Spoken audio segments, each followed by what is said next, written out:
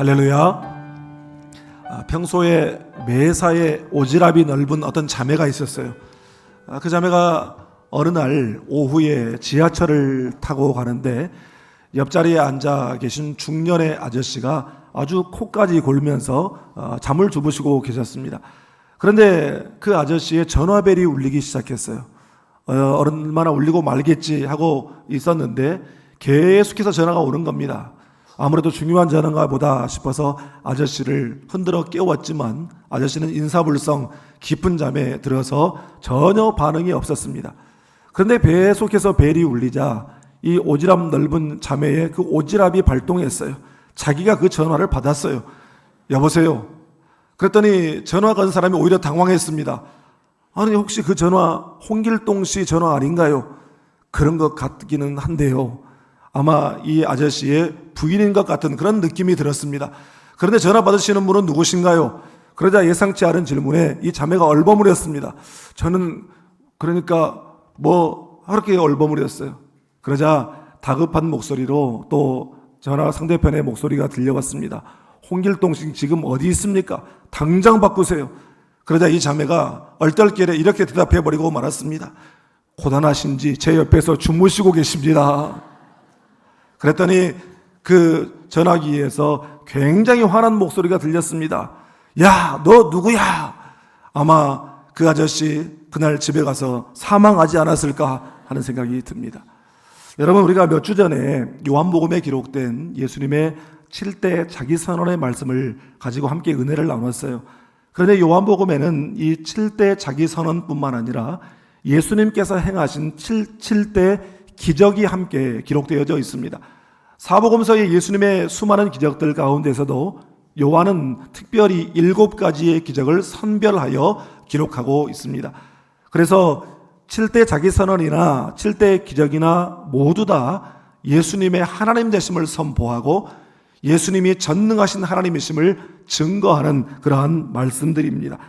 그래서 요한은 특별히 그 7개의 기적들을 기적이다라고 표현하지 않고 표적이다, 즉 사인이다라고 하는 말을 사용하고 있습니다. 바로 그 첫 번째 표적이 바로 물로 포도주를 만드신 사건입니다.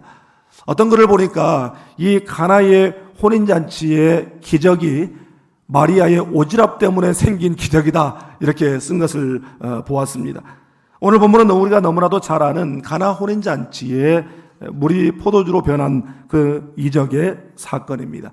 이 가나라고 하는 곳은 갈릴리 가나인데 예수님의 고향 나사렛에서 약 6.5km 정도 떨어져 있는 곳에 위치한 자그마한 마을입니다. 사람들에게 물었어요. 이 가나의 가장 대표적인 그 특산품이 뭘까요? 물었더니 한결같이 사람들이 대답하기를 가나 초콜릿이라고 대답했습니다. 그런데 그 가나는 아프리카 가나고 오늘 본문의 가나는 갈릴리 가나입니다.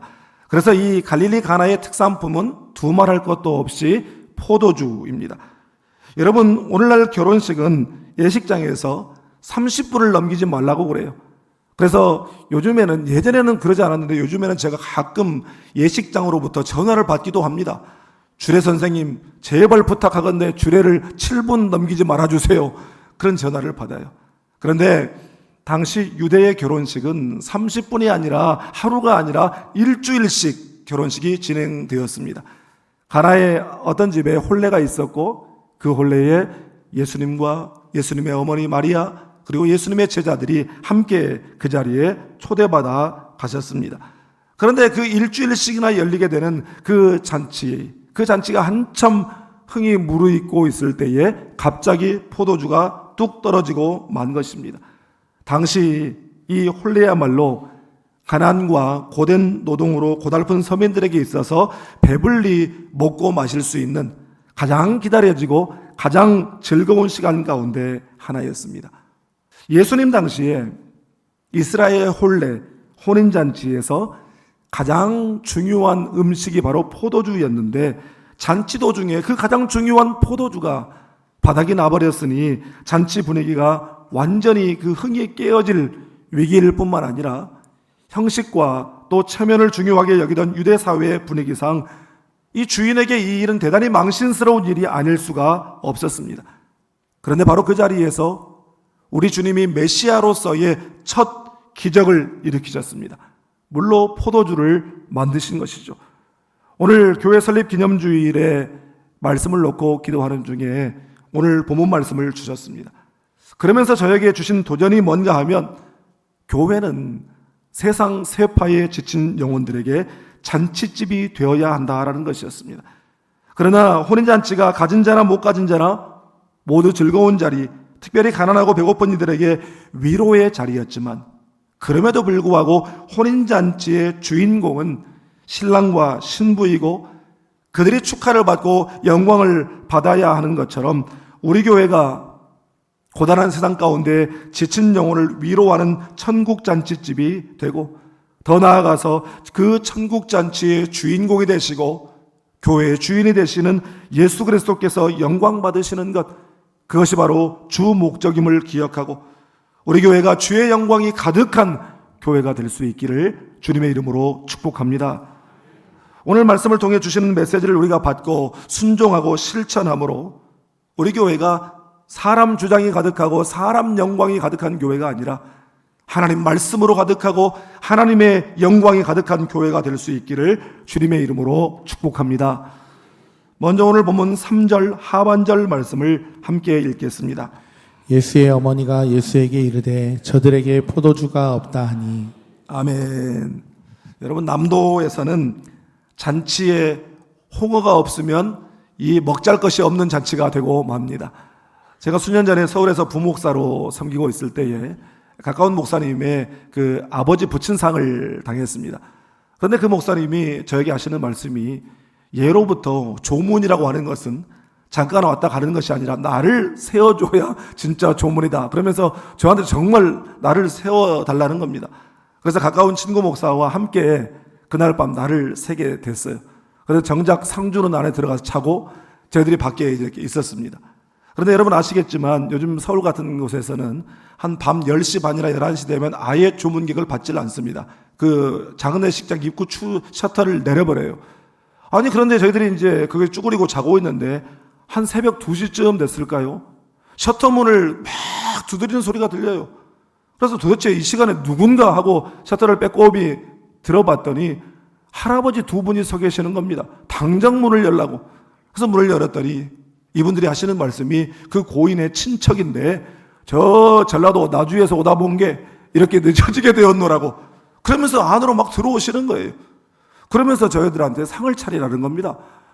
음식이 어디 있는지도 모르는데 그저 남은 음식 그렇게 갖다가 상을 차려 드렸어요.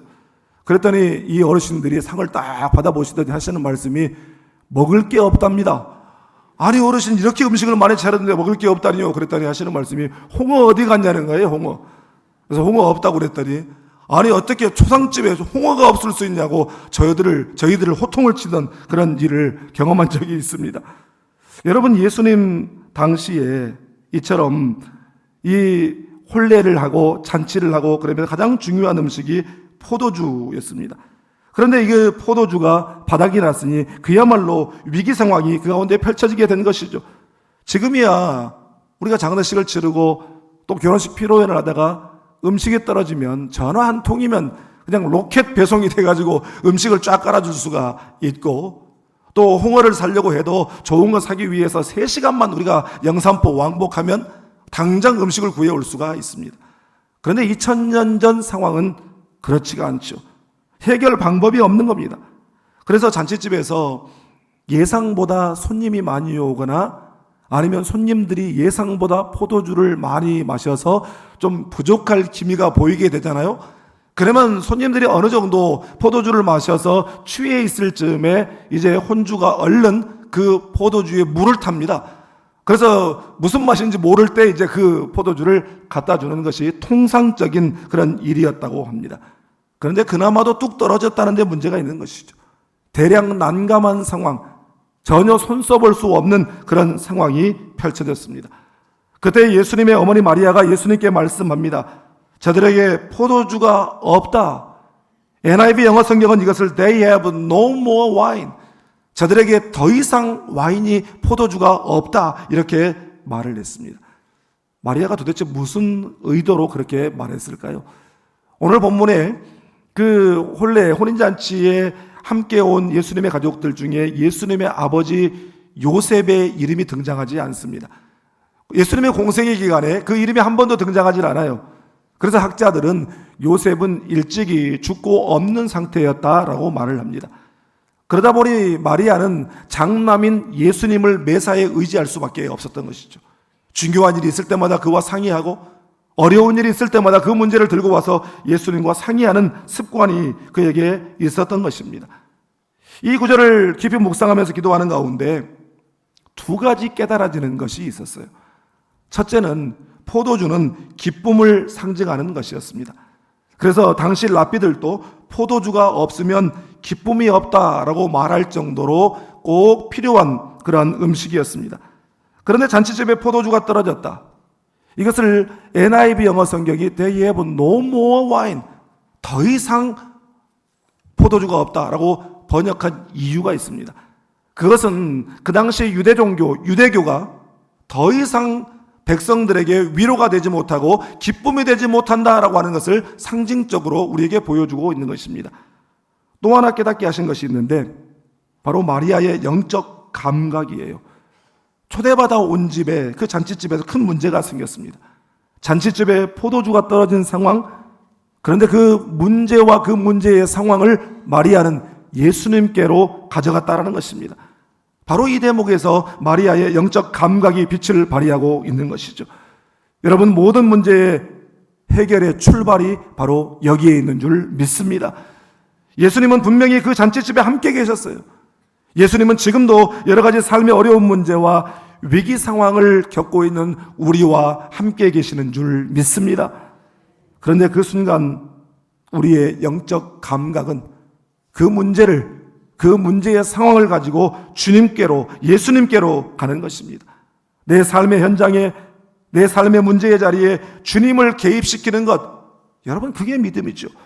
내 문제를 주님께로 가져가면, 내 문제를 이제 주님께 올려드리면 그 문제는 더 이상 내 문제가 아니라 주님의 문제가 되는 것입니다. 이것이 바로 믿음입니다. 그래서 주님이 말씀하시죠. 내 믿은 대로 될지어다. 여러분의 믿음대로 되기를 주님의 이름으로 축복합니다. 여러분, 문제와 위기, 낭패와 고난의 상황 가운데에서도 예수님을 바라보고 평안할 때, 아무런 문제 없이 잘 나갈 때에도 모든 상황 가운데 예수를 바라볼 수 있기를 바랍니다. 여러분, 그렇다면 오늘날 교회는 무엇을 바라봅니까? 교회가 처한 현실, 어려움, 결핍, 부족, 실패, 고난의 상황을 바라봅니까? 아니면 반대로 풍부와 부요와 화려한 성공과 화려한 건물과 수많은 사람들이 모이는 그것들을 바라보고 있습니까? 여러분, 이것은 둘 다 신앙의 허상이죠. 모든 상황 속에서 예수님 바라보는 것이 신앙의 실상이요 믿음의 본질임을 믿으시기를 바랍니다. 창세기 32장에 형 예서를 피해서 그 외삼촌의 집 밧단 아람으로 피신을 갔다가 20년 세월을 보내고 이제 고향으로 돌아가는 야곱에게 여전히 가장 두려운 문제는 형 에서를 만나는 문제였습니다. 두려움과 고민과 갈등 속에서 그는 그날 밤 야복나루에서 여호와의 사자를 만나 그를 붙들고 씨름을 합니다. 그랬을 때 하나님의 축복을 받아내고 그랬을 때 에서와의 관계의 평안을 얻게 된 줄 믿습니다. 여러분, 이 사실에서 우리가 배워야 될 것이 있어요. 사람 붙잡고 씨름하지 말고, 문제 붙잡고 씨름하지 말고, 하나님 붙잡고 씨름하고, 예수님 붙잡고 씨름하고, 성령님 붙잡고 씨름할 수 있기를 바랍니다. 여러분, 우리가 신앙생활하면서 하나님 붙잡고 씨름하고, 예수님 붙잡고 씨름하고, 성령님 붙잡고 씨름하면서 몸부림치는 게 뭐겠습니까? 기도죠. 이제 내일부터 한 주간 동안 진행되는 특별 새벽 기도회에 여러분 삶의 모든 환경들을 다 짊어지고 주님 앞에 나올 수 있기를 바랍니다. 예수님께 맡기지 못할 상황이라고 하는 것은 없습니다. 예수님께 맡기지 않아도 될 상황이라는 것도 없습니다.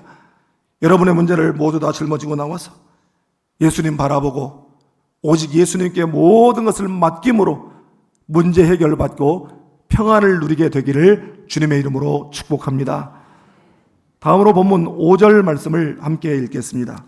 그의 어머니가 하인들에게 이르되 너희에게 무슨 말씀을 하시든지 그대로 하라 하니라. 아멘. 모든 상황 속에서 주님을 바라봄으로 그 문제의 상황을 주님 손에 넘겨드리고 그렇게 함으로써 주님의 주인 되심을 인정하게 될 때에 주님이 일하시는 과정이 있습니다. 주님이 일하게 하시는 통로가 있는데 그것은 바로 순종입니다. 너희에게 무슨 말씀을 하시든지 그대로 하라. 마리아의 이 말에도 두 가지 중요한 영적인 메시지가 들어있었습니다. 첫째는 마리아의 믿음, 마리아의 확신입니다. 잔치집에 포도주가 떨어진 그 낭패의 상황 가운데 주님이 뭐라도 역사해 주시기를 기대하는 마음으로 저들에게 포도주가 없다라고 마리아는 예수님께 말했어요. 그런데 예수님께로부터 돌아온 반응은 거절이었습니다. 나와 무슨 상관이 있습니까? 내 때가 아직 아닙니다. 그러나 그럼에도 불구하고 마리아는 하인들을 향해 예수님께서 무슨 말씀을 하시든지 그대로 하라 말합니다. 마리아는 주님의 선하심과 주님의 권세와 주님의 권능을 믿었기 때문입니다. 이 상황을 위하여 주님이 뭐라도 반드시 행하실 것을 믿는 믿음이 그에게 있었기 때문입니다. 여러분, 이것이 바로 기도자가 가져야 할 태도인 줄 믿습니다. 5절에서 말씀하는 이 말씀에서 발견하게 되는 또 하나의 메시지는 무슨 말씀을 하시든지 예수님이 하시는 말씀이 어떠한 말씀이시든지 순종하라. 여러분, 이 말씀은 이해되지 않더라도 순종하라는 말입니다.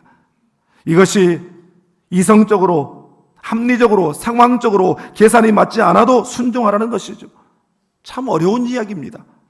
그러나 여러분, 그럼에도 불구하고 순종하는 것이 기도의 응답입니다.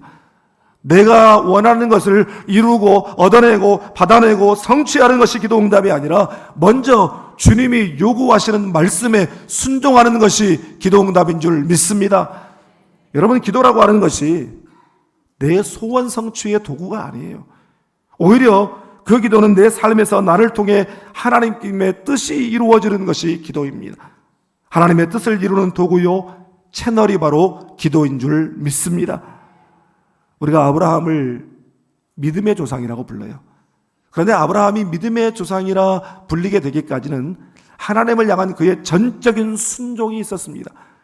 맨 처음 하나님께서 아브라함을 찾아오셔서 너는 너의 고향과 친척과 아버지 집을 떠나 내가 내게 보여줄 땅으로 가라 말씀하셨을 때 그는 갈 바를 알지 못하고 갔다라고 성경은 말씀하고 있습니다.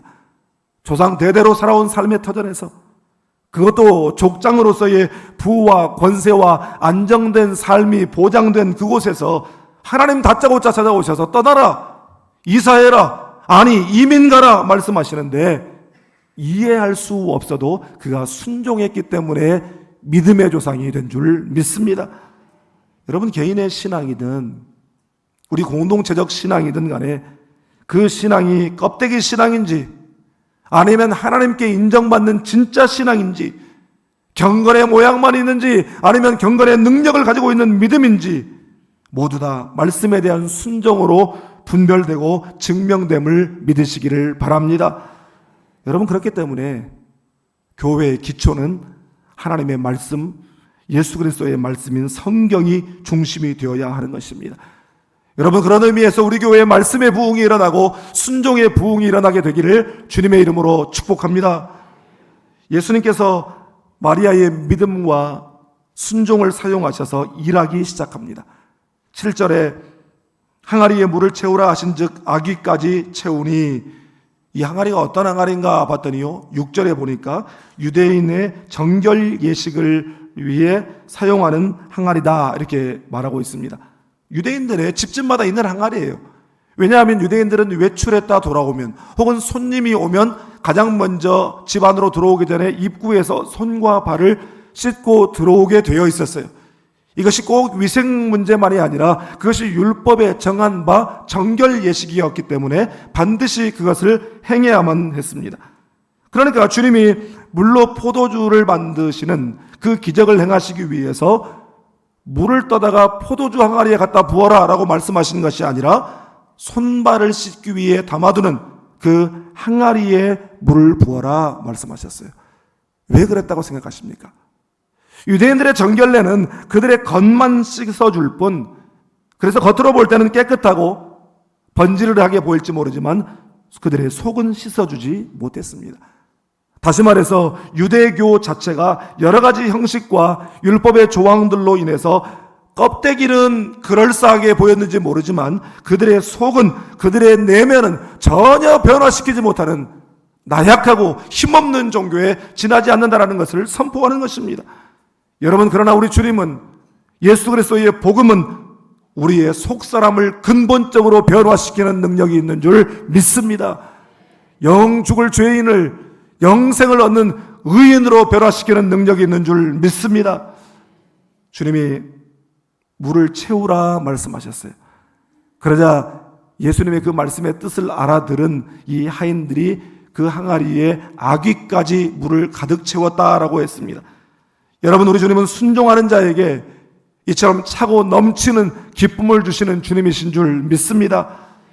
이제는 떠서 연회장에게 갖다 주라 하심에 갖다 주었더니. 여러분, 그 다음에 9절 상반절 말씀을 우리 함께 읽겠습니다. 연회장은 물로 된 포도주를 맛보고도 어디서 났는지 알지 못하되 물 떠온 하인들은 알더라. 아멘. 저는 이 9절 말씀을 묵상하면서 그 하인들의 그 얼굴, 하인들의 그 표정이 상상이 되었습니다.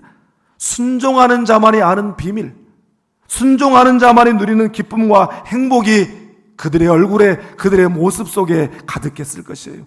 나는 여러분이 이 비밀을 알고 이 기쁨과 이 행복을 누리게 되기를 주님의 이름으로 축복합니다. 그리고 우리 오늘 본문 11절도 함께 읽겠습니다. 예수께서 이 첫 표적을 갈릴리 가나에서 행하여 그의 영광을 나타내심에 제자들이 그를 믿으니라. 아멘. 여러분, 오늘 본문의 핵심, 오늘 본문의 사건에 기록된 핵심은 물이 포도주로 변한 것이 아니에요. 오늘 본문의 사건, 오늘 본문에 나타난 이 이야기의 핵심은 바로 예수 그리스도이신 줄 믿습니다. 예수님이 하나님이시라는 거예요. 그래서 오늘 본문 표적의 목적은 그의 영광을 나타내시는 것이다 라고 말씀하고 있습니다.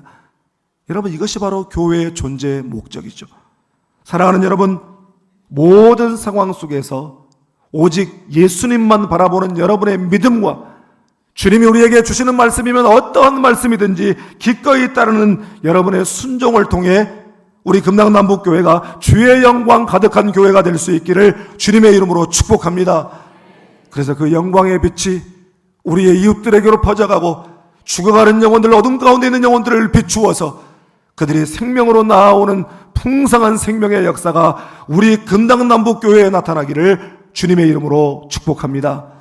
기도하겠습니다. 고마우신 아버지 하나님, 오늘 주님이 우리 교회를 세우신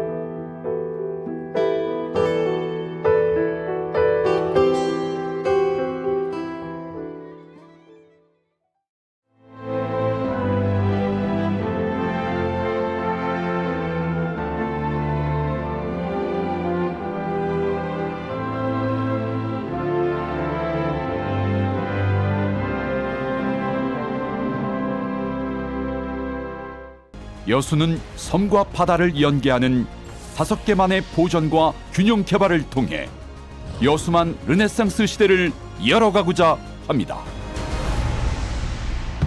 이제 여수의 새로운 미래, 여수만 르네상스가 실현됩니다.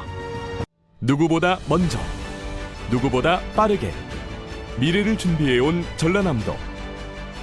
교육과 삶, 여행 같은 일상은 행복으로, 미래에 한 발 더 가까이 대한민국의 산업을 지탱하는 그 힘은 전라남도에 있습니다. 푸른 바다와 청정자연, 한국의 깊은 숨결을 간직한 곳. 맛과 멋이 어우러진 전 세계인들의 축제의 장원. 전라남도가 여러분을 기다립니다. 명품 관광도시 전남으로 오세요.